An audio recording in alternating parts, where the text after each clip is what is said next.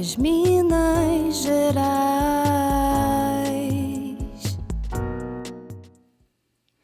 Oi, pessoal, eu sou a Thaís Polimene, sou apresentadora, curadora, roteirista aqui do podcast As Minas Gerais. Eu sou uma mulher branca, tenho cabelo liso, comprido, castanho, tenho franja. Hoje eu estou de fone, estou com batom rosa, tenho olhos castanhos e estou com um vestido preto e um colar vermelho e uma xuxinha preta no braço direito. Tenho algumas tatuagens no braço, tatuagens bem pequenas. E aqui na minha frente estou com a Rô de Zimbi, que seja bem-vinda mais uma vez, Rô. Obrigada novamente pelo convite. Acho que já é a terceira, quarta vez que eu estou aqui, né? É. Que o papo é bom, né? Então Muito. a gente volta. Eu sou Rô de Zimbi, sou psicanalista, sou profissional de recursos humanos. Estou usando uma camiseta branca com umas pedrinhas. E o brinco não aparece. Estou de fone, batom vermelho. E Anel branco. Um anel branco, sou uma mulher branca de cabelos pretos médio. E seja bem-vinda muitas Obrigada. vezes. E, gente, a gente vai falar hoje sobre o primeiro encontro que a gente participou, internacional da Associação Mundial de Psiquiatria, da Seção de Psicanálise em Psiquiatria. E é importante falar sessão, que é a sessão com C cedilha. Para não fazer confusão. Não é sessão de análise, né? Então, eu estava comentando com uma amiga dela, não, mas é a sessão de psicanálise dentro do consultório da psiquiatria. Eu falei, não, a sessão de psicanálise dentro. Daí ficou uma confusão. Eu falei, não, peraí, é sessão com cedilha, não é sessão com dois S. É porque é sessão de departamento. Departamento, isso mesmo. É. Por quê? Porque essa Associação Internacional de Psiquiatria existe desde os anos 50 fazendo congressos e encontros dentro dessa área.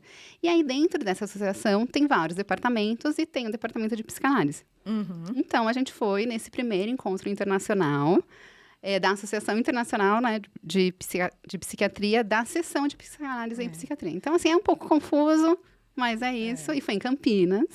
Né? E é porque é a World Psychiatric Association, que é WPA. E dentro do WPA tem 66 sessões, 66 departamentos. Uhum. E um deles é essa seção de psicanálise em psiquiatria, que foi fundada em 2002. Uau! Então, muito tem tempo. aí seus 20 e poucos anos, 22 anos. 22, 22. E ela tem como objetivo fazer essa aproximação entre a psicanálise e a psiquiatria, né? E estudar as ciências sociais, o comportamento humano, a subjetividade, como que a psicanálise pode contribuir com a psiquiatria. Uhum. Então, são muitas cabeças pensando nesse sentido, né? Se vocês quiserem saber mais, tem um site que é wpanet.org. E aí tem todas as informações lá, né? Isso. E terá em 2025 o segundo encontro. Então, fiquem ligadinhos aí, né? E o que você achou do encontro? Vamos começar. Bom, primeiro eu achei chiquetérrimo ser no Brasil, né? Sim, Porque, foi na assim, Unicamp. Na Unicamp. Né? Então, assim, o primeiro encontro internacional de psicanálise em psiquiatria, um evento internacional que o primeiro foi feito no Brasil, foi feito na Unicamp. Então, eu acho que isso tem um significado muito grande, que não dá para deixar passar, né? Da importância que tem a psicanálise no mundo, para o mundo. E como o Brasil, os psicanalistas brasileiros são relevantes, né? Dentro desse universo, para esse encontro, o primeiro encontro ter sido feito aqui no Brasil, na Unicamp. Gente, quem nunca visitou a Unicamp, vá, porque assim, eu nunca tinha ido só na USP aqui. E é uma cidade universitária, como é a USP, mas é lindo, né? Nossa, eu fiquei encantada também. Fiquei com vontade de estudar lá. Fiquei com vontade de estudar lá. E super organizado, aquelas ruas organizadas, limpinhas. À noite, assim, que a gente saía de lá do evento, tinha aquele cheirinho de mato, não tinha? Sim, super. Ai, que delícia. delícia. Que a gente não sente em São Paulo, Que né? a gente não sente em São Paulo. E a gente ficou hospedadas na casa do professor visitante, que fica dentro da Unicamp. Do lado de onde teve o encontro. O encontro, aí a gente foi caminhando, todo dia a gente ia falando, batendo papo, andando, né? Que eu e a Thaís fica filosofando, viajando, a gente adora. Erra caminho. Erra caminho, de repente estava indo para o lado contrário, né? Mas, assim, então, assim, queria salientar isso, assim, a Unicamp é linda, essa casa do professor visitante também muito bacana. Ficou uma dica maravilhosa, né? Por favor, assim, aproveitem. E queria destacar essa questão assim desse primeiro encontro internacional ter sido feito no Brasil, né? Isso significa muito, não é pouca coisa, né? Foram 3 dias de evento, foi do dia 22 até o dia 24. A gente teve 15 simpósios, 5 conferências e 3 mesas redondas. Foram 65 pensadores da psicanálise, da psiquiatria e das ciências sociais e também de temas socioambientais, que a gente teve Marina Silva. Marina Silva fechou o evento. Não é pouca coisa ter Marina Silva, né, gente? Pelo amor de Deus, que mulher. Então, isso foi maravilhoso. A gente teve palestrantes que vieram da Alemanha, da França, dos Estados Unidos, e todas as estrelas da psiquiatria e da psicanálise aqui do Brasil estavam lá também, né? Christian Dunker, Vera Conelli. Foi assim, gente, muito bom. E uma coisa super interessante que teve lá, que foi uma experiência de uma realidade virtual da Amazônia. Então, você colocava lá o óculosinho de realidade virtual e você ficava 10 minutos dentro da Amazônia, vivendo a experiência de estar dentro dessa floresta incrível que a gente tem, que infelizmente está sendo destruída. Então, isso foi um ponto que Marina Silva também trouxe ali no simpósio que ela falou, né, sobre essa questão. 50% das nossas florestas já foram destruídas, mas assim, teve gente que saiu dessa experiência chorando, assim, emocionado, né? Então foi maravilhoso. Eu e Thaís não fomos, né? Porque a gente queria fazer tudo, não dá pra fazer tudo, então a gente não conseguiu fazer. Quando a gente viu, não fomos. Quando a gente viu, já tinha acabado. E livros, né? Teve uma mesa lá com venda de livros e os autores lá autografando, que dá um tempero diferente para a compra do livro, né? Então, assim, o que eu achei, gente? Eu achei perfeito. Muito bem organizado. Organizado, 3 dias de sol, gostoso, comida boa, né? Uma comida bem... Música, uma organização perfeita. Quem conduziu, acho que todo esse trabalho foi o doutor Mário Eduardo Costa Pereira, da Unicamp, né? Que ele faz parte da WPA, Ele é secretário da WPA. E ele conduziu, só que, obviamente, não sozinho, né? Muitas mãos ali trabalharam junto com eles, então, e no final, ele agradeceu todo mundo. Foi lindo, né? Foi lindo, assim, esse reconhecimento, né? Então, a gente só tem que dar parabéns para todo mundo que participou desse evento. O próximo, 2025, vai ser em Nova York, a gente quer muito ir. Vamos. Espero que não seja no inverno.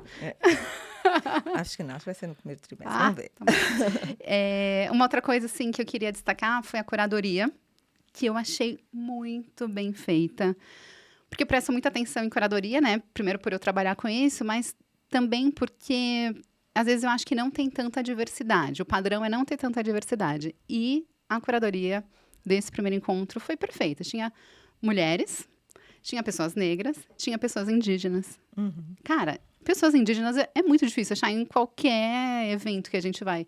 E eles conseguiram pessoas indígenas para falar de psicanálise, em psiquiatria, num congresso, sabe? Num encontro. Então, eu achei... Olha, bárbaro, parabéns. Bárbaro, Isso é um ponto a destacar, sim, né? E trazer também essas figuras lá de fora, né? Para cá, né? Eu vi também o que está acontecendo lá fora, como esses psicanalistas estão enfrentando as questões sociais, o que aparece na clínica lá fora, porque a gente não pode esquecer que a questão regional, geográfica, social impacta absurdamente dentro da clínica, né? Então, ser humano é ser humano, né? Mas a gente tem um impacto de onde a gente está, da situação que a gente vive. E isso foi trazido também pela pessoa que estava lá representando os povos originários, né? Como essa questão socioambiental que eles vivem impactam na saúde mental desse povo, né? Então, ouvi por diversas perspectivas como que a saúde mental acontece com os indígenas, com os americanos, com os franceses, com os alemães. Como é que está acontecendo isso, né? Quais são os principais desafios, né? Acho que a diversidade também está ali. E não só na diversidade, a gente tem tido homens, mulheres e povos indígenas, que isso foi muito importante, mas entender qual que é a diversidade de pensamento que a gente tem ao redor do mundo e quais são os maiores desafios, né? Sim. Nossa, super, né? Países, assim, diferentes.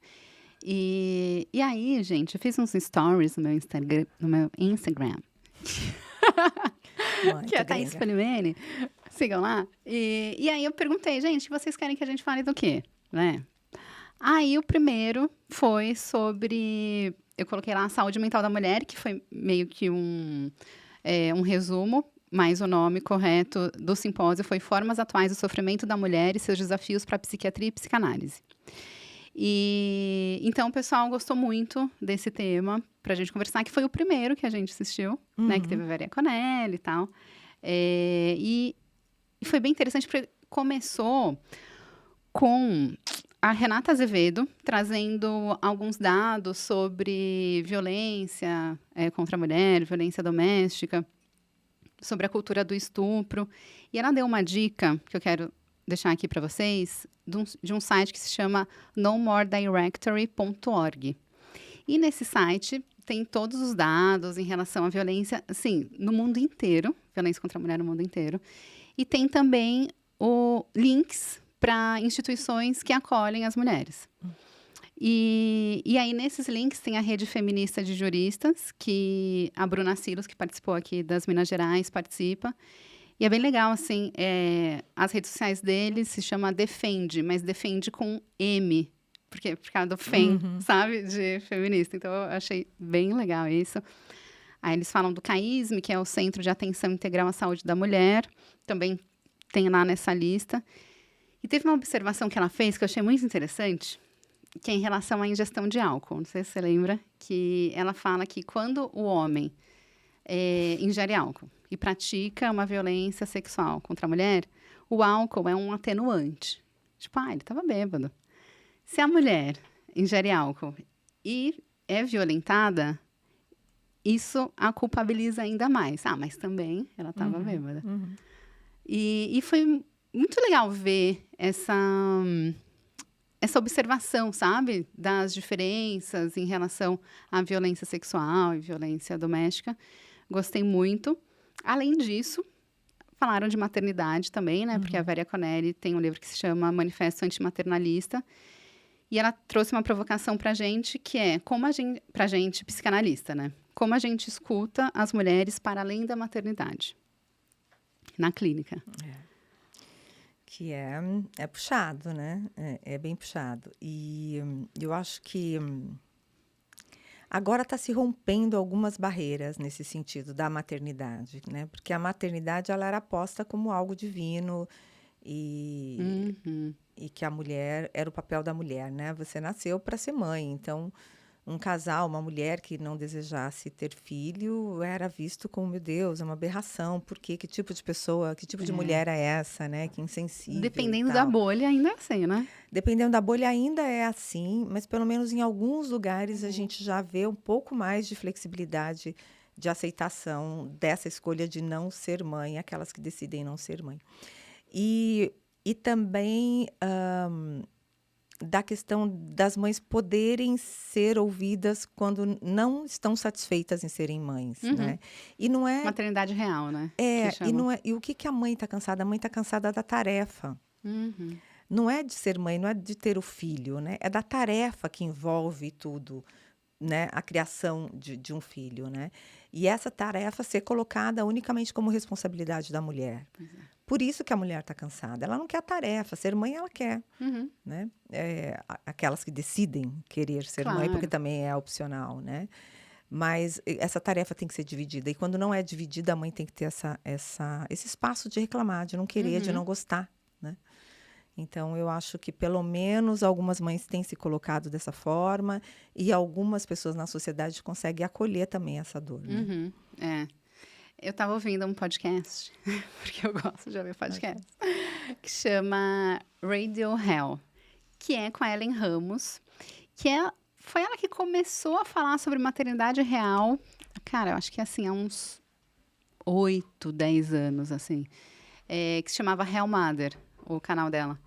E aí ela fala que quando ela começou, era tudo mato, sabe? Ninguém falava disso. E ela começou a reclamar, não sei o quê. E ainda, hoje em dia, depois de 10 anos do canal dela, é um apoio para as mães, sabe? E aí eu lembro que quando as minhas amigas começaram a ser mães, sei lá, a maioria há uns 8 anos, assim, era muito difícil, porque a maioria não tinha filho. E aí a gente acabava não entendendo, né?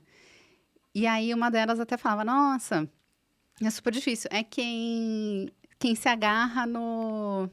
Como que é?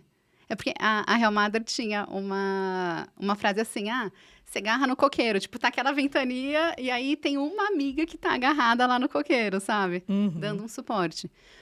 Porque é muito difícil, né? É outra vida, muda totalmente.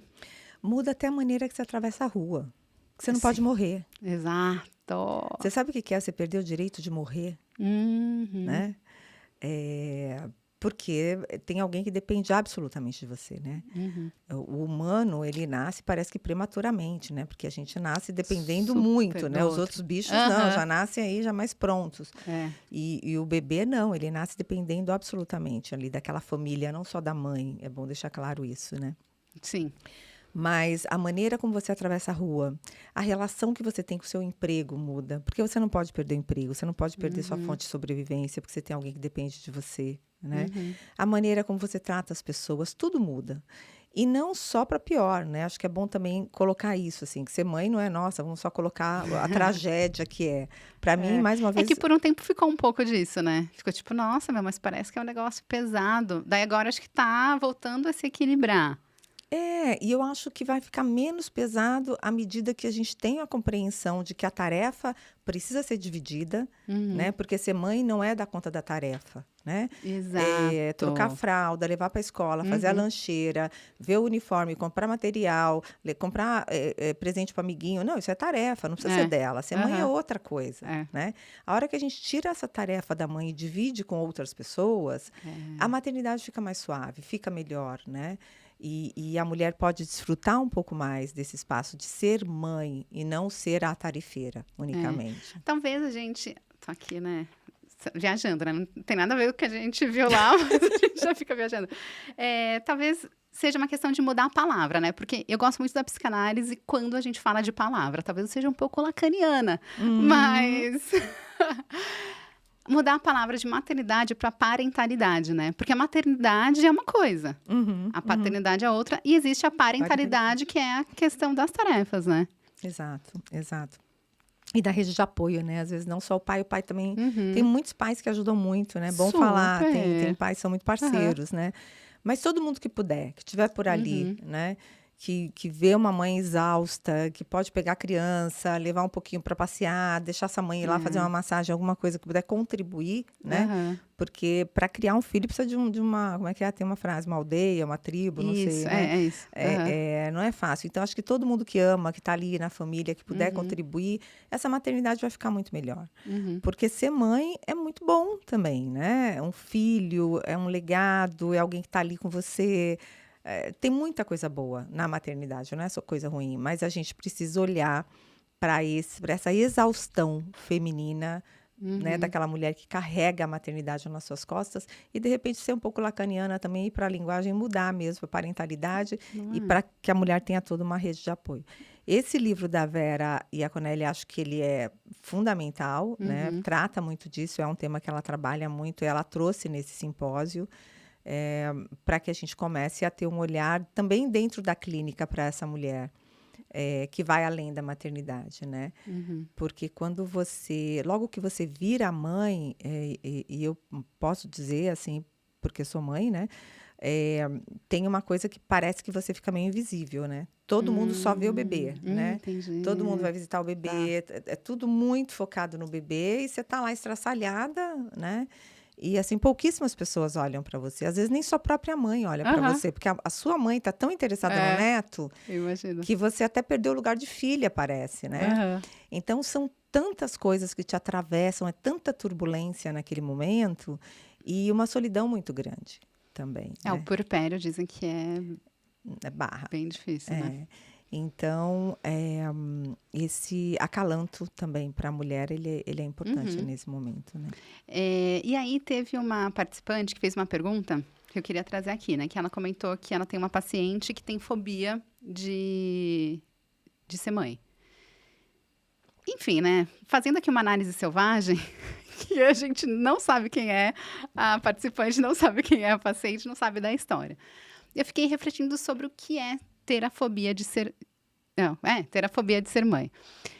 Porque daí a Vera fez algumas perguntas para ela. E aí, o que eu concluí?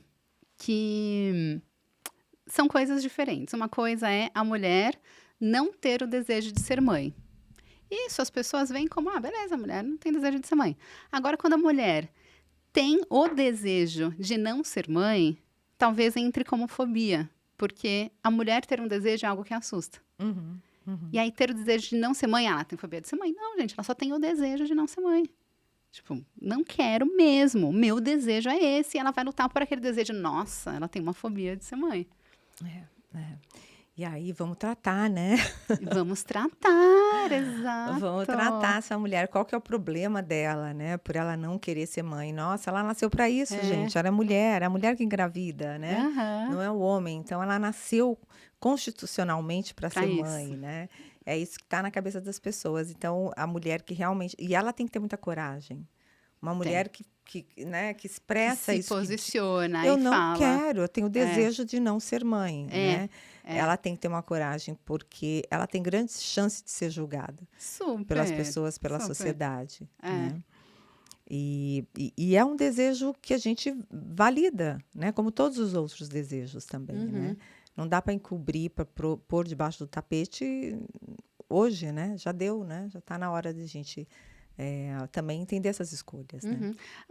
Gente, já tem muita gente no mundo, tá? Fica aí com essa reflexão. 8 bilhões de pessoas. Fica a reflexão. 8 bilhões de pessoas no mundo. Um mundo que está acabando com a natureza, né? Bem adoecido, a propósito, né? Com uma série de coisas que, né? Então, é o direito que a pessoa tem de escolher, não quero, pronto. Uma ótima escolha para sustentabilidade. Então, eu acho que é isso que eu tinha anotado sobre esse simpósio. Tem mais alguma coisa que você queria falar? Não, acho que é isso. Dessa parte da Vera, acho que é isso, que é bacana. E aí, teve um outro tema de um outro simpósio que também a galera curtiu, falou, falem sobre isso, que é sobre psicodélicos. Que é a psiquiatria assistida por psicodélicos. Vamos falar sobre isso. Compramos um livro. Vamos, gente, olha o livro aqui. Vai ficar espelhado, será? Acho que não. Não? Visões multidisciplinares da ayahuasca, escrito a muitas mãos, né? E ali conduzido pelo Luiz Fernando Toffoli. Já devorei esse livro aqui rapidinho, li numa semana, achei bastante interessante. Aqui fala especificamente da ayahuasca, mas o simpósio foi para falar dos psicodélicos de modo geral. Que eles chamam de psicodélico, não de alucinógeno, né? Eles fazem essa diferença, assim, sim, né? Sim. E é bastante interessante, né? A possibilidade de uso do psicodélico na psiquiatria para tratamento de transtornos muito graves. E o que foi mais disruptivo, assim, mais inovador, é o uso do psicodélico, e aqui nesse caso desse livro, da ayahuasca, para a psicanálise. Isso foi muito doido. E aí, qual que é a ideia? Porque o que a ayahuasca faz, né? O que a gente escuta dos relatos, né?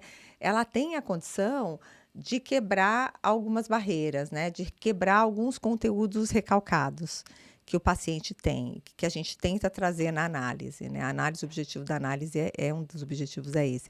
E com a administração da ayahuasca, esse paciente teria esses conteúdos liberados para o consciente e aí seria mais fácil de trabalhar em análise. Então, o objetivo é nessa linha, né, do uso da ayahuasca, que está sendo estudado, por isso que fala visões multidisciplinares da ayahuasca e dos outros psicodélicos. Ainda não tem um controle absoluto, acho que é importante ressaltar isso, do uso de psicodélico, mas tem bastante investigação, bastante estudo a esse respeito. Então, pode ser que no futuro seja uma opção também, né? E é importante falar que não é assim, a utilização da ayahuasca ou dos psicodélicos, assim, é a psiquiatria assistida por psicodélicos. Então, assim, não é, você toma e aí você vai lá para a sua sessão de análise. Não, calma, porque existe todo um método, né? Exato. Hoje. Eu nunca usei, assim, mas pelo que eu já escutei, quando você vai num ritual, né, xamânico e tal, tem também lá tem todo um controle, um suporte e tal, porque a ayahuasca, ela tem uma dose certa para ser tomada, você não pode, tipo, se você tomar uma dose muito maior daquela recomendada, pode ser fatal, inclusive, né? Uau. Se uma pessoa que já tem algum transtorno grave, que esteja na linha das psicose e administram a ayahuasca, tem alguns riscos importantes também. Então, assim, tem muita coisa ainda para ser estudada, mas não dá para negar que que está aí, né? E muita gente já usa e a gente pode se valer dela também como uma ferramenta importante para tratamento de doenças importantes ali, doenças mentais importantes, né? De transtornos. Eu lembrei aqui que eles comentaram, porque as pesquisas médicas geralmente são divididas em 2 grupos. Um que é a galera que vai usar aquela substância e outro que a galera vai usar placebo. E aí eles falam que é impossível fazer esse tipo de pesquisa com psicodélico. E aí eles até mostram, né, uma tirinha assim, que é uma galera numa sala, daí tem o pessoal sentado no sofá, todo, né, que foi com o certinho. placebo, né? O placebo lá, que tá todo mundo controladinho. E uma galera, tipo, mega assim, dançando. Daí o que tá no sofá fala assim, eu acho que a gente é da turma do placebo. Porque é isso, não tem como disfarçar. Não. Você vai ter alguma reação, né? Mas... Então, as pesquisas são diferentes, né? São diferentes. Mas eu acho bem, bem interessante. Assim, eu conheço algumas pessoas que fazem uso e elas relataram para mim que mudou a vida delas assim completamente. Para essas pessoas, né? Em específico, que elas começaram a refletir muito mais sobre outras questões, mudaram o comportamento, se acalmaram. São outras pessoas a partir da administração. Né? E eles comentam mesmo, né, sobre o que as pessoas sentem. E uma das manifestações é sobre a produção de sentido. Então, assim, qual é o sentido da vida, né? Aí tem essa questão na utilização de cogumelo, é a contemplação, o encontro com o sentido da vida e o aumento da criatividade. Criatividade é verdade. Da criatividade também. Mas também eu já ouvi relatos de pacientes que chegam no consultório após a ingestão do chazinho completamente desnorteados, assim, né? Então, por isso que precisa ter tem que ter esse controle, tem que ver aonde que vai usar e tal, assim. E muita gente não sabe que tem alguma doença, algum transtorno psiquiátrico importante, porque ainda não se manifestou. Então, tem pessoas que, com o uso da ayahuasca, tendo essa condição prévia, pode abrir a caixinha de Pandora. Né? Ayahuasca e qualquer outro psicodélico. Pode ser qualquer outro psicodélico. Então, assim, tem os seus riscos, tem os seus perigos. Por isso que existe grupo de estudo que está avaliando para ver se realmente é possível a utilização ou não. Então, é preliminar ainda, mas a gente achou legal trazer para dizer, olha, tem gente estudando sobre o tema. E o Toffoli, ele estuda há muitos anos, né? Acho que faz mais de 10 anos que ele estuda isso. Ele é psiquiatra, né? Bom mencionar. Ele deu uma entrevista para o Abu Janra no Provocações, que é bem legal também. Que ele estava novinho, né? Não, outra pessoa. Há muito tempo ele estuda, assim, são pessoas... Enfim, gente. Não, pesquisadores brasileiros, olha, aplausos. Importantes mesmo, estão debruçados sobre o tema para poder descobrir. E aí uma coisa que eu fico pensando, né? Porque a ayahuasca existe há muito tempo, muito tempo, né? Então, como que um xamã lá de não sei quando descobriu que se juntasse cascas de árvore com cipó, daria um chá que teria tal efeito, né? Como que se chegou nisso, assim? Eu fico me questionando bastante, porque não é uma tarefa muito fácil, né? Você está na Amazônia, milhões de árvores, milhões de cipós, você encontrar aquele cipó, aquela casca de árvore e juntar aquelas folhas, né? Que a folha também... E conseguir fazer um chá que tem esse efeito nas pessoas. Eu acho que aí a gente vai acabar entrando mesmo no misticismo e na espiritualidade, que recebeu essa receita, né? Porque até chegar lá, a resposta acaba sendo essa. Mas eu achei muito legal você trazer essa questão dos povos originários, porque eles falam bem isso, né? Que é importante manter o contato com os povos originários, porque a receita veio deles. Então, não é assim, a gente tirar deles e usar no contexto urbano e clínico. É manter essa proximidade com os povos originários. Sim, né? da tradição, né? Da tradição. Consumo na tradição. Verdade. Esse foi um tema que foi abordado lá. Lógico, tem muita gente, muito psicanalista que olha torto, muito Uhum. psiquiatra que olha torto ainda para esse tema, mas a gente aqui, pelo menos, a gente está aberta a saber tudo que tem, tudo que está Super. acontecendo no mundo, e a ideia é trazer para que a gente conheça possibilidades que vão existir aí, né, de utilização. Eu acho que tudo que a gente tiver na mão que possa ajudar a contornar os traumas, os problemas psíquicos, que puder ser usado, tem que ser usado Uhum. para aliviar o sofrimento humano. É, e para cada pessoa vai ser um tratamento diferente, né. É, sem dúvida. E muito bom. E, bom, o outro encontro que a gente participou foi sobre inteligência artificial. Vamos falar dele? Vamos, que é o fator humano sobre o sujeito nos tempos de AI. Esse foi muito legal, conduzido pela Paula Miele, que é uma psicanalista que trabalha em Nova York, ela tem a clínica dela em Nova York, mas ela é italiana, né? E é uma mulher, assim, aliás, ela é co-presidente, que eles chamam de co-presidente, não de vice-presidente, mas ela Ah, é co-presidente da WPA, que né? Então, legal. responsável também por esse encontro, Nossa, essa e ela é sessão super de gente boa, a gente conversou com ela, né. ela é muito, muito É. acessível foi muito bacana, assim, ter recebido ela, nesse encontro, né. E aí ela traz essa questão do AI, porque eu não sei se vocês já viram por aí, que tem agora a discussão de ter apps, né, apps para você fazer a sua terapia online, né. Então você vai lá, conta seus problemas para o Para uma AI, máquina, para é. uma máquina e o AI fala, né, lá atua como o terapeuta, como o analista, né. Uhum. E ela fala que é muito muito diferente entre, você imitar o ser humano e você ser humano, né. Muito. Isso é muito diferente, né. E como que a gente pode imaginar que uma máquina, que o AI vai ser capaz de ler a subjetividade, né, de entender, de interpretar aquilo que não é dito. Porque qual que é o Muito. trabalho da análise? O trabalho da análise é ler, é ouvir o que não é dito, é É o ouvir o que inconsciente. fala, o que falta, melhor. É ouvir o que falta, é ouvir o inconsciente. O inconsciente, ele se expressa através da descontinuidade, através do que não é dito, né. Como que o AI vai conseguir entender isso? Como que ele vai conseguir, ajudar nesse sentido, né? Uhum. Então ficou para a gente pensar, né, qual que vai ser a utilidade É. de se colocar um AI para fazer terapia nas pessoas, né. E ela até comentou, né, que tem alguns médicos lá nos United States usando o ChatGPT para saber como conversar com o paciente. Gente. Então, porque assim não dá para reduzir o ser humano à estatística. É, e ela fala isso, né, que a inteligência artificial é quantitativa, é dado quantitativo. A análise é dado qualitativo. Qualitativo, É. né, então é reduzir ao determinismo, né. Então a gente estava falando aqui, o mundo a gente tem 8 bilhões de pessoas.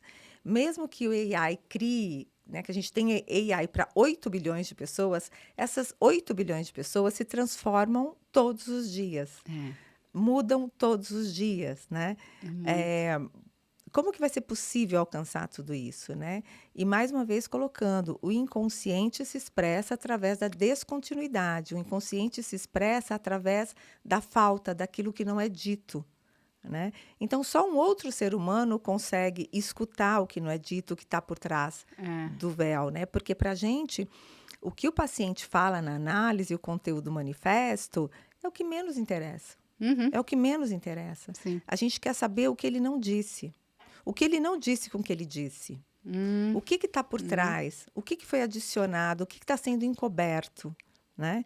Isso só um humano consegue fazer. Aham. Né? Não tem como uma máquina imitar essa capacidade. Né? É. É perigoso, muito perigoso, eu acho. Super. Eu até comentei também na entrevista com a Bruna que ela estava falando sobre a advocacia humanizada, que ela falou que é pautada na escutativa, porque muitas vezes chega um cliente para ela, né, que era advogada, pedindo alguma coisa.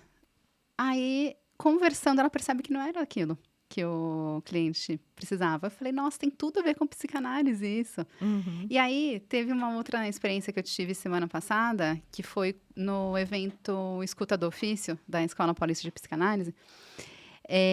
Aí eu estava mediando o encontro com o Wagner Isaba, que ele é médico especialista em medicina fetal.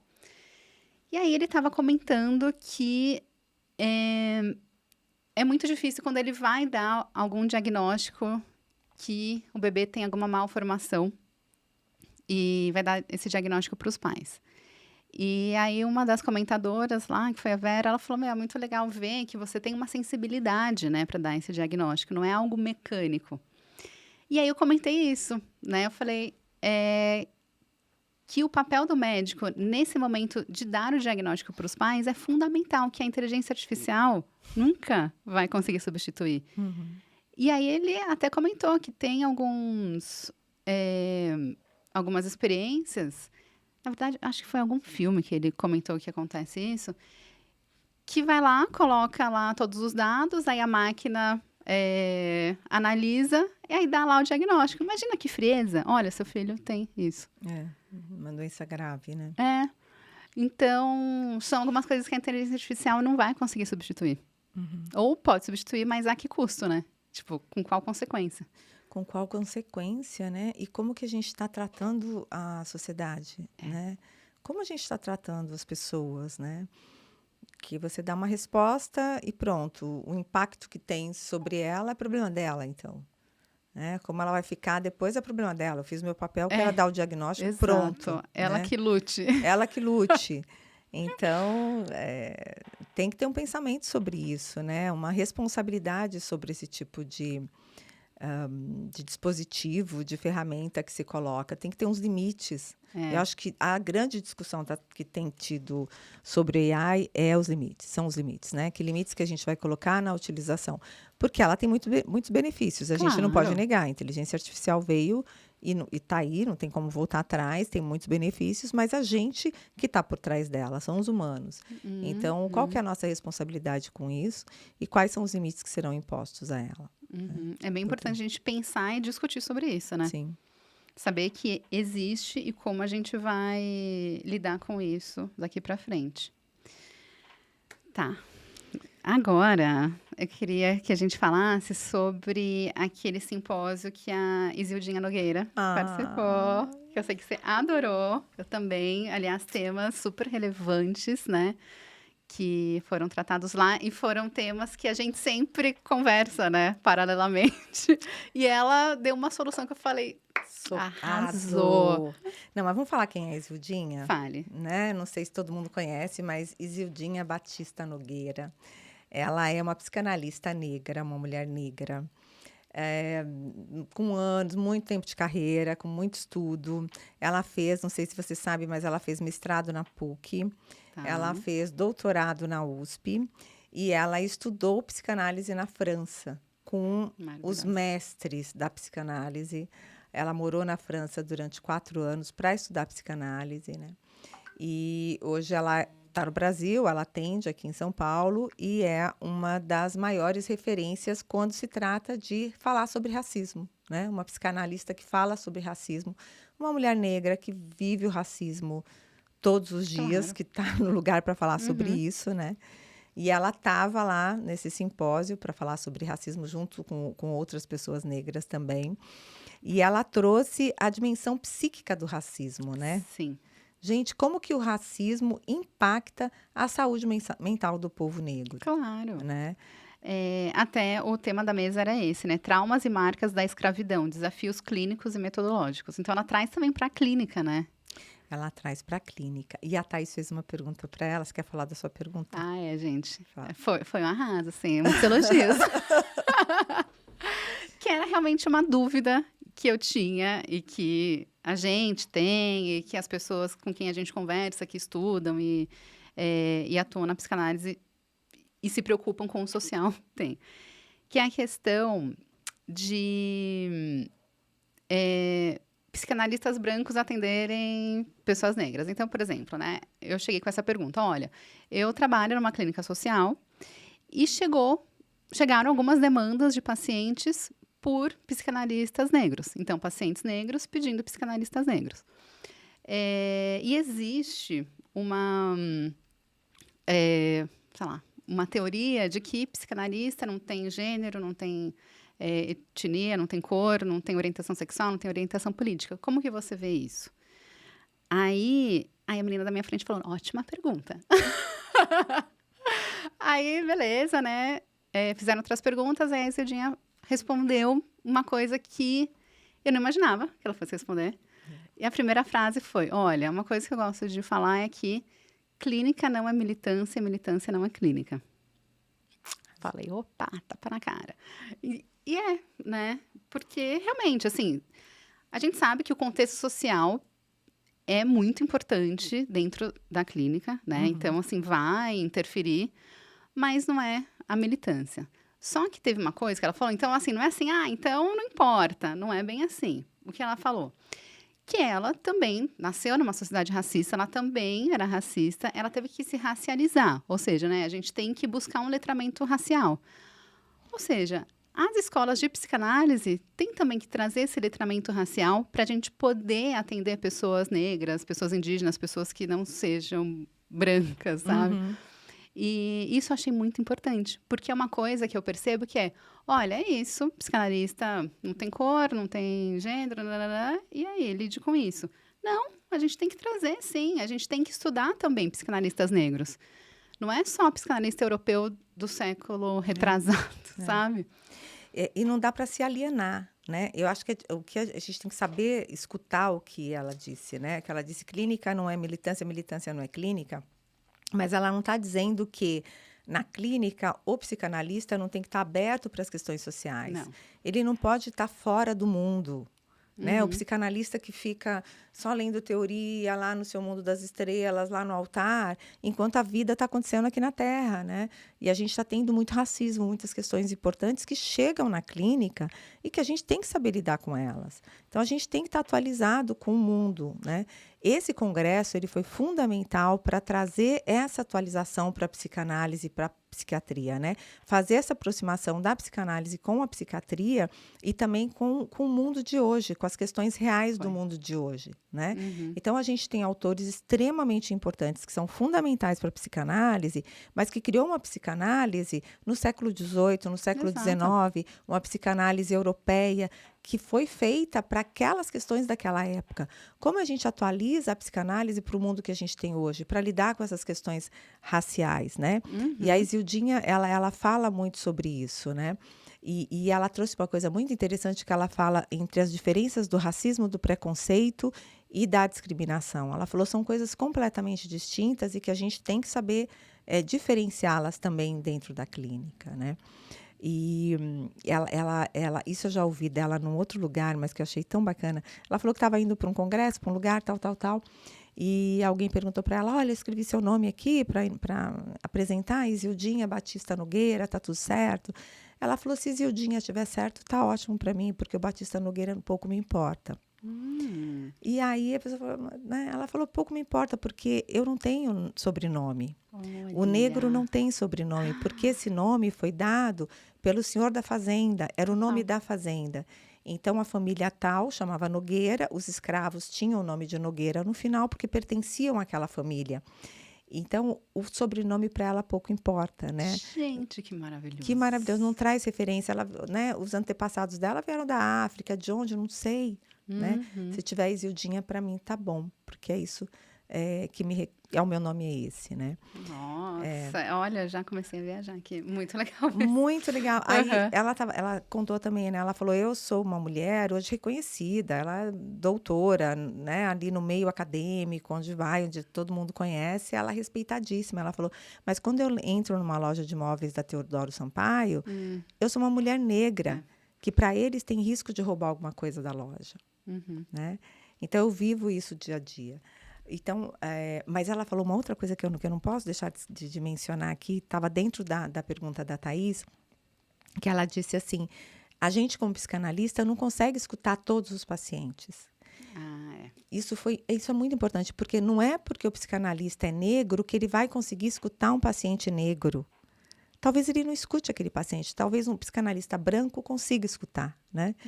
Então, a gente não consegue escutar todos os pacientes e a gente precisa ter essa humildade também de conseguir entender essa condição da transferência, quando ela se estabelece e quando ela não se estabelece, né? Nossa. Isildinha é mestre, né, gente? Maravilhosa. Maravilhosa. A Ellen von Hunt até falou dela, né, num vídeo também, com o Christian Dunker. É, eu não lembro quando você estava falando, eu tinha lembrado aqui que ela tinha falado, mas, assim, histórias maravilhosas. Pesquisem Zildinha Nogueira, que é... Não, quem não conhece, por favor, né, dá uma pesquisada, porque é uma mulher muito importante para a nossa sociedade e que fala de coisas assim, que abre a nossa cabeça, coloca a gente em outro lugar, né? Sai do papo ali do dia a dia, né? Do lugar de fala, do não sei o quê, te leva para um outro lugar de pensamento racial. Assim. Muito. Muito E bom. teve uma outra pessoa que participou também desse simpósio, que foi o Davidson Faustino. E aí ele trouxe também uma reflexão que eu anotei aqui, que ele fala sobre por que a gente discute a modernidade sem abordar a colonização. Isso me lembrou duas coisas. Um que é um meme, assim, de uma menina falando que uma amiga dela estava morando na Alemanha e aí ela foi pegar o calendário para ver os feriados. Aí ela pegou o calendário dela e virou assim, nossa, mas vocês não têm dia da independência? Então, assim, como é o pensamento do colonizado, né? Olha só, então, assim, a Alemanha é do jeito que é porque ela é uma colonizadora. E aí foi isso que eu estava comentando com outro amigo meu, há muitos anos, porque a gente valoriza muito os países escandinavos, que são países socialistas, e olha só como eles estão daquele jeito. Aí meu amigo falou assim, mas eles estão daquele jeito também a custo de outras coisas, a custo de outros países que foram colonizados que estão subdesenvolvidos. Eu falei, nossa, é verdade, gente. Não é só mérito deles, né? Tem uma história, né? Tem como eles chegaram lá, né? Como eles chegaram onde eles chegaram. A gente precisa... Aquilo que a gente estava falando no café que a gente tomou agora, né? A gente precisa olhar para o passado um pouquinho. Ah, sim. Tem que olhar para o passado para entender o presente. Não é viver lá, mas é olhar, visitar o passado, entender de onde veio aquela pessoa, aquele país, aquela história, para poder entender onde ele está localizado e até para onde ele vai, né? Onde ele tem chance de chegar, né? Que é essa importância da gente estudar essas matérias de uma forma decolonial, né? De uma forma, sim, as pessoas que foram colonizadas produzindo a própria história, né? E não a história dessas pessoas sendo contada pelos colonizadores. Exato, né? que muda completamente. Completamente. E por isso que é importante a gente ler psicanalistas negros, indígenas, e não só os brancos europeus. Os brancos europeus. Exato. As mulheres. As mulheres. Gente, sim. A gente tem psicanalistas maravilhosas, não só na Europa, mas aqui no Brasil. Mulheres assim incríveis que a gente tem que acompanhar e entender o que elas falam. A psicanálise e a filosofia, elas estão ali andando muito juntas, né? Muito de mãos dadas, e traz essa reflexão sobre a história, sobre o comportamento, sobre o pensamento, não o comportamento, né? Como a pessoa se comporta da terapia do TCC, não é sobre isso que a gente está falando, mas como que a vida está sendo direcionada no mundo de hoje. E aí, já pegando esse gancho, a gente teve um outro simpósio que falou sobre o neoliberalismo, que foi extremamente importante. Esse a Thaís cabulou.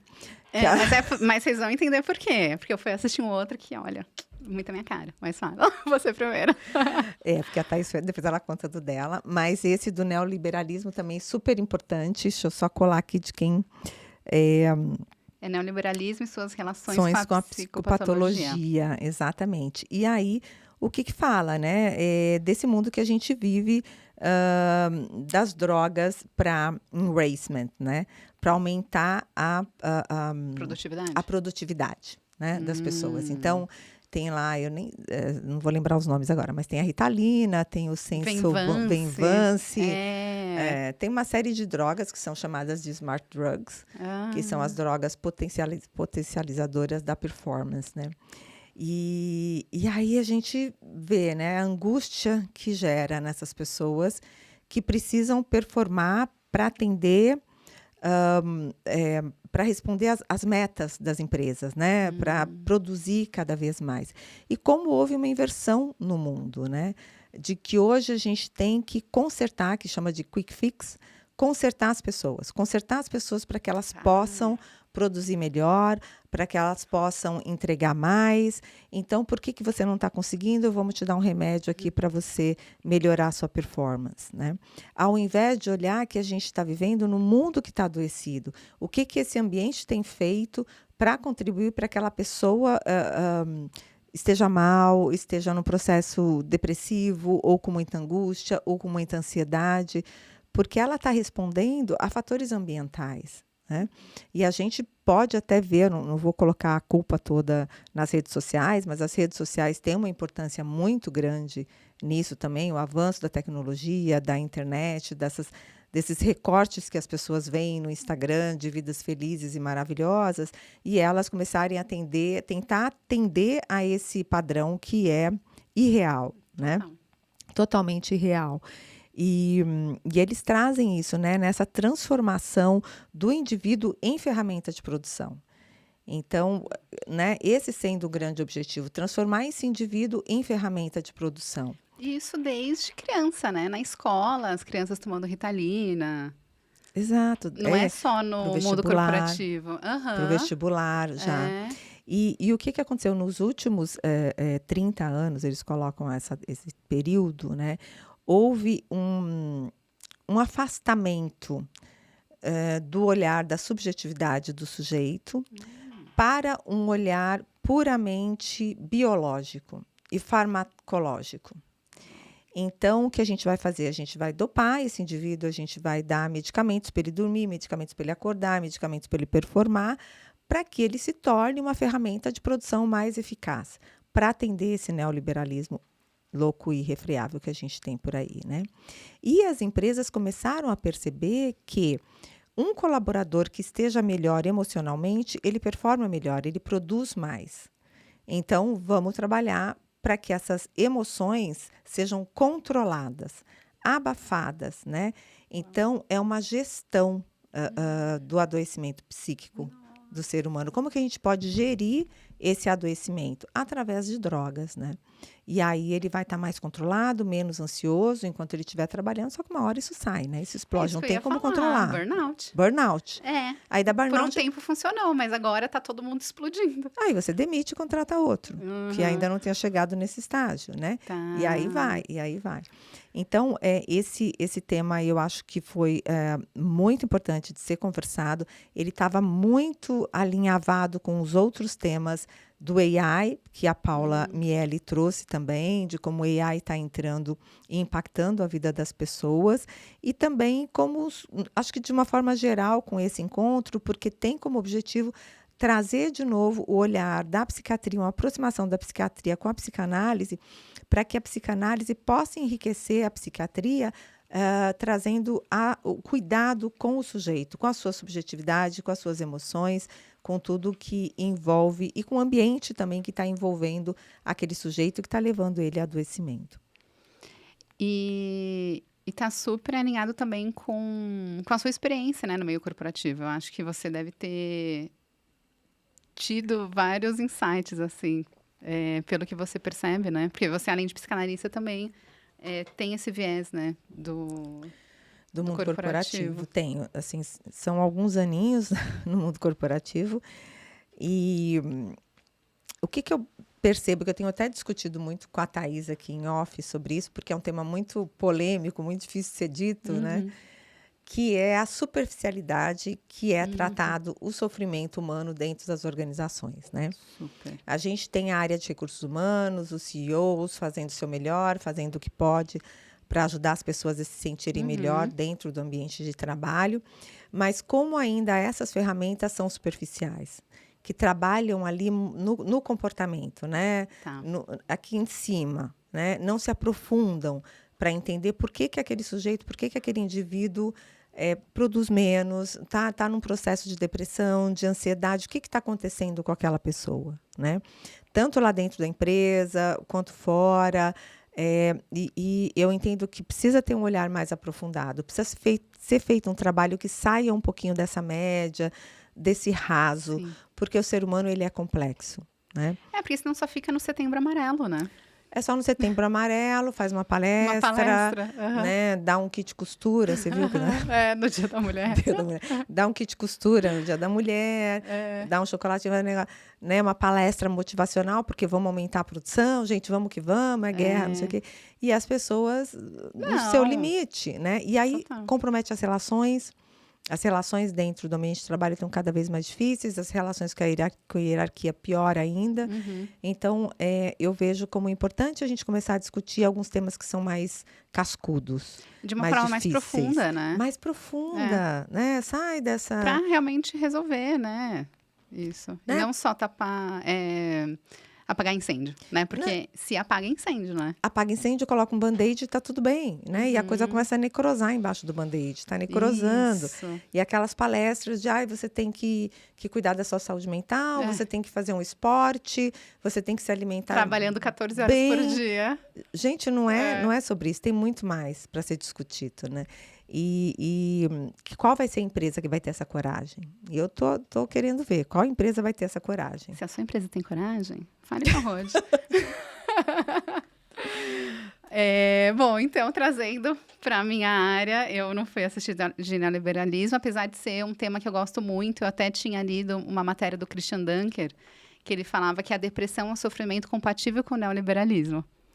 E aí, enfim, toda a explicação foi o que a Rod fez, né? Deu aqui pra gente, que é muito o que tem acontecido. Mas eu fui assistir uma palestra sobre arte, que é a arte terapeuta, os encontros da arte e da psiquiatria. E aí, várias pessoas falaram, teve um pesquisador francês também que falou sobre arte, falaram sobre Nise da Silveira, que se você não assistiu ainda, assista ao filme da Nise da Silveira, que foi uma psiquiatra brasileira que trabalhou muito a arte com as pessoas com transtornos mentais. E aí eles trouxeram isso, né, sobre como a arte é importante para as pessoas que têm esses transtornos mentais. Foi muito focado em psiquiatria, não foi tanto em psicanálise. Mas eu gostei muito de duas coisas. Uma é sobre a crítica de arte produzida por pessoas com transtornos mentais.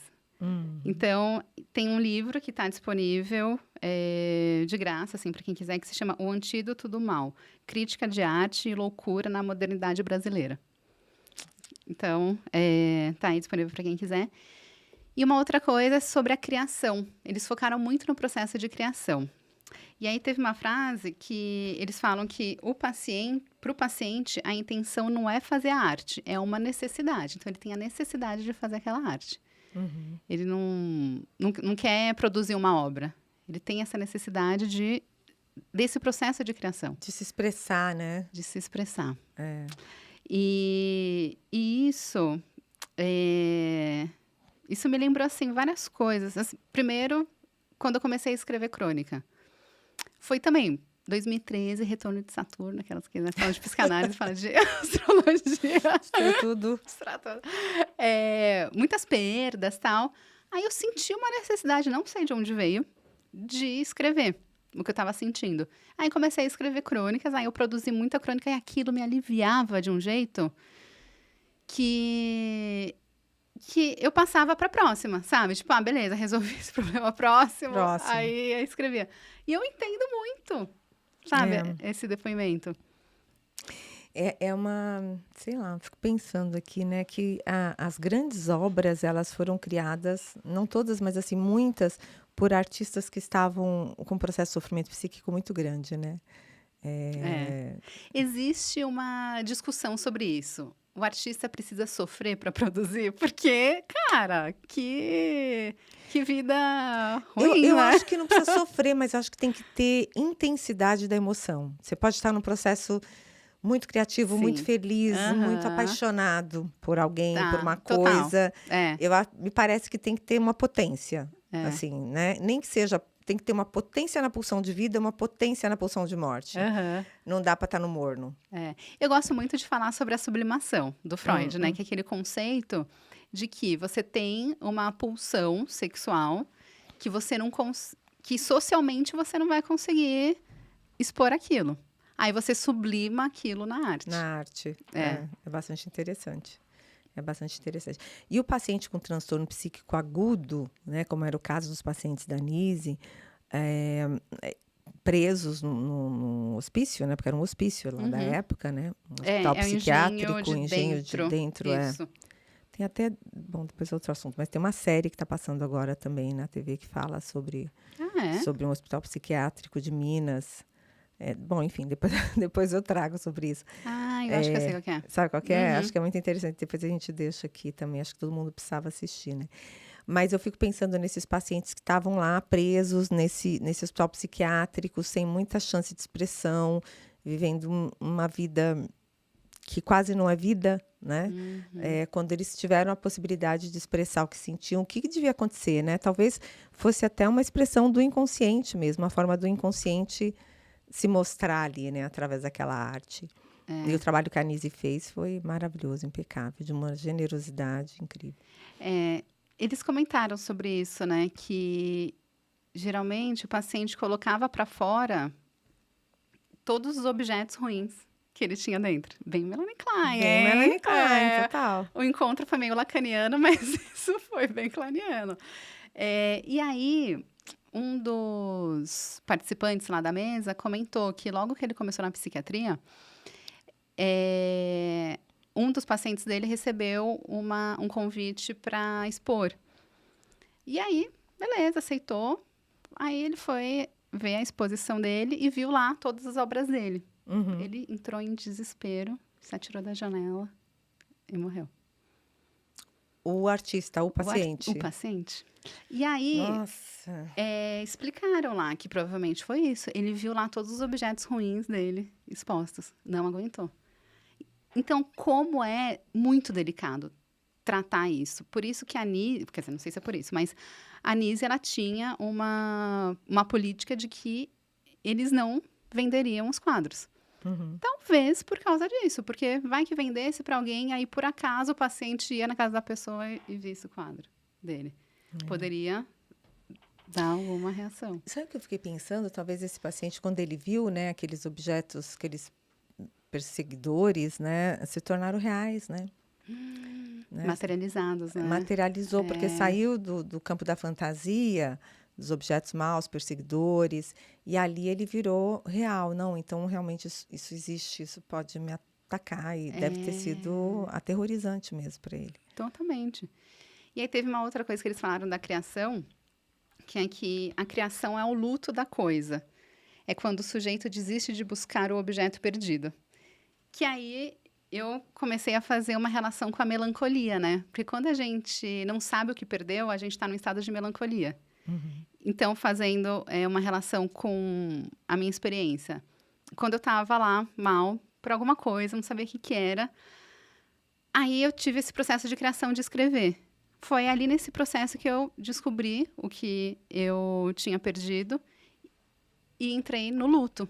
Porque aí, é aquele objeto que eu perdi, fiz lá a minha obra, que seja o meu texto, e foi o luto do que eu tinha perdido. Conseguiu passar pelo luto. Consegui passar pelo luto. E aí você consegue sair do estado melancólico. É isso. E aí tem uma outra coisa que eu também... Ai, gente, eu me empolguei muito com esse... Mas também, gente, foram 3 dias. A gente está resumindo aqui uma hora, né? Teve um esforço aqui. Tem uma outra coisa que eles falaram, que é que o ato de criar permite sobreviver quando a vida se torna insuportável. Nossa. E eu lembrei de muitas frases de artistas brasileiros. Uma delas foi do Ferreira Goulart, que ele fala que a arte existe porque a vida não basta. Tem tudo a ver. Tudo. E a Bethânia, uma vez deu uma entrevista que ela falou que ela gosta de viver com a realidade, mas com algum delírio, porque só a realidade, para mim, é insuportável. Ai, concordo plenamente. Não é? Gente, é importante a gente ficar um pouco na fantasia, né? Exato. No delírio. Saber que a realidade existe, está ali, né? A gente não pode perder o contato com ela, mas um pouquinho de delírio, de fantasia, é que dá um conforto para a alma também, às vezes, nos momentos difíceis, né? Ali, antes de dormir, dá uma fantasiada, total. assim, né? Nossa, muito né? bom. É muito bom. Uhum. É muito bom. Bom, é isso. A gente também não falou da Marina Silva. Quer falar um pouquinho dela? Podemos falar um pouquinho dela. A Marina Silva fechou o evento, né? E trouxe as questões climáticas, que a gente tanto discute, trouxe a questão 50% das nossas florestas já foram destruídas. Se a gente não fizer alguma coisa até 2035, até 2040, acabou. Acabou, né? Então, gente, acabou, galera. gente. Acabou. A gente vai entrar num processo Beijo. irreversível, né? Então, a gente tem que realmente pensar sobre isso. E Marina Silva falou uma frase que me impactou bastante, que ela falou o seguinte, né? Que a natureza que nos contém. Não somos nós o continente da natureza. Não. E aí me levou tão para Bion isso. Foi muito Bion. Muito bioniano, né? Que ela falou assim, a natureza que nos contém. Então, por que a gente se apropria da natureza como se a gente fosse o continente da natureza, né? E é muito diferente, ela trouxe a diferença de potência e de onipotência, né? A natureza é finita, né? E a gente quer consumir de uma forma infinita. Então, essa conta não vai fechar. Eu gostei muito do que ela falou, que existe uma diferença entre o ideal do ser e o ideal do ter. A gente está numa fase do ideal do ter. E a natureza é finita. Se a gente for para o ideal do ser, o ser é infinito. É infinito. Marina Silva. É isso, fechando. Não é? Obrigada! Obrigada, eu adorei. Amei. Obrigada pela companhia lá no encontro, foi incrível. Obrigada aqui por trazer essas reflexões novamente. Acho que a gente conseguiu resumir um pouquinho sobre como foi e deixar um gostinho para o próximo que virá. Exatamente, 2025 tem mais, a gente vai, né? Se tudo der certo, a gente vai. E deixamos umas dicas aí também de leitura. Tem aqui o livro do Toffoli. Pesquisem sobre a Isildinha Nogueira, sobre os psicanalistas brasileiros, principalmente as mulheres, né? Que a gente tem muita gente boa aí. E foi isso, é isso. Deixe suas redes sociais. Rhodes Iembique, em qualquer lugar. Tô lá com o mesmo nome, que é super difícil, mas também é super fácil de achar. Amei esse slogan. Bom, tô como Thaís Polivene, também super difícil de achar, vou copiar. Tô no Instagram, no TikTok, no LinkedIn, thaispolivene.com.br também. asminasgerais.xyz, Instagram, TikTok, site asminasgerais.xyz. Muito obrigada para todo mundo que assistiu. Deixem comentários, amamos receber. Amamos. Valeu, até a próxima. Gente.